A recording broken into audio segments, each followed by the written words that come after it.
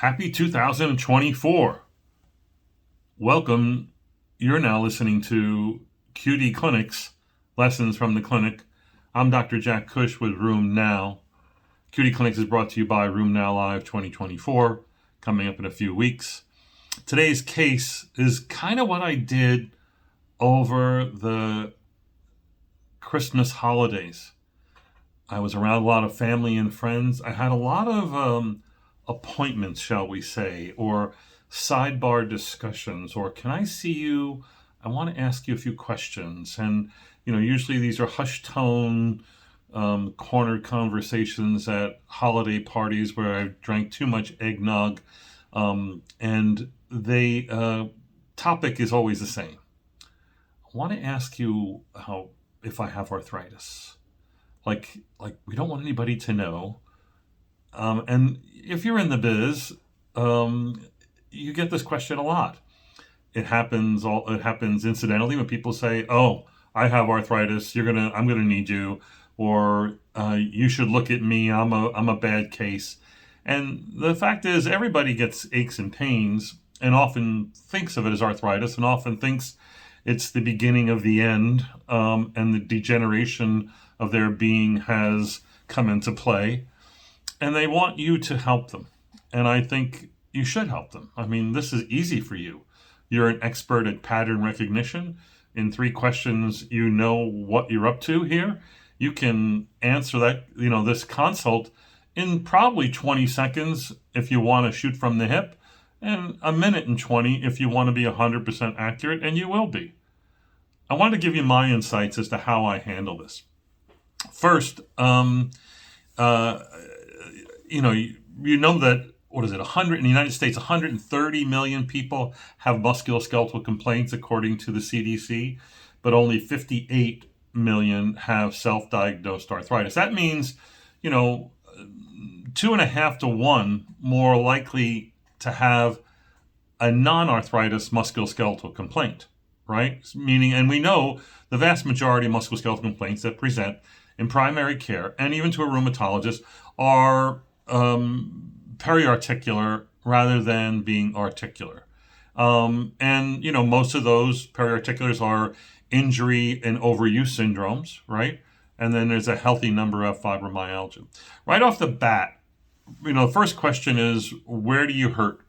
And if it's one joint, I love one joint complaints because one joint complaints have a differential diagnosis that's 4 fingers long.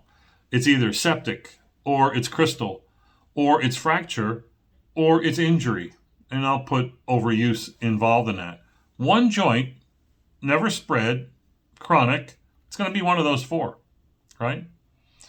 And the vast majority of people that I do see in these kind of consults, they don't have RA or whatever their dreaded arthritis may be.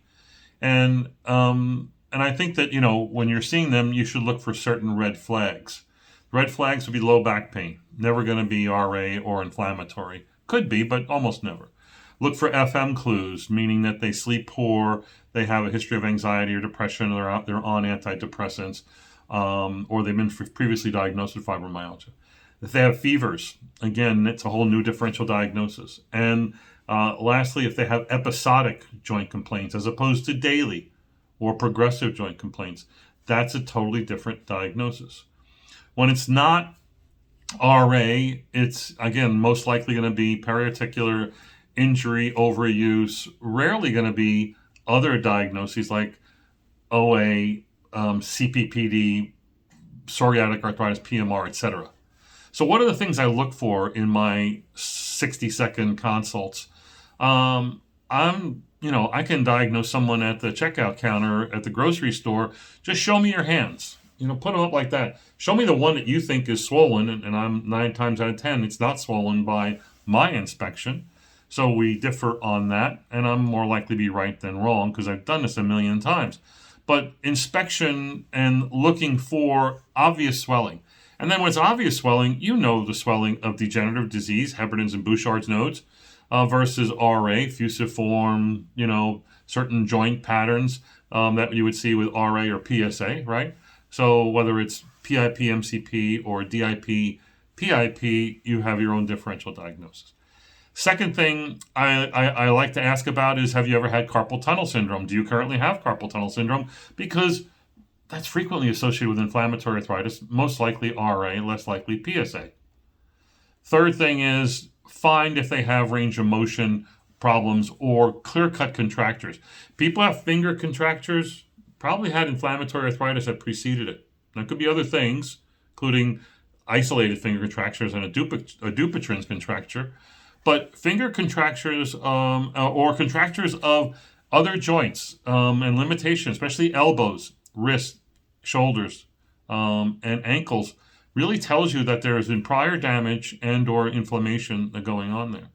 Secondly, has the problem been additive, or has it always been this pattern, these 3 joints, these both hands, or has it gone from 2 joints, 4 joints, 6 joints, 8 joints? That would, again, make you worry a little bit more. Make them tell you about function. What can they not do anymore? And most importantly, has this arthritis, or whatever they're calling arthritis, has it prevented them from doing their work? Have they had to stop working? Again, most people, even with arthritis, will continue to work. But the ones who stop working because of arthritis are probably more likely to have real arthritis than periarticular pain. I never ask for x-rays. I always like to say, if you have papers, lab tests, or results of any kind, x-ray results, let me see them. Bring them to meet me at McDonald's at 2:00, and I'll, over coffee, review that stuff for you.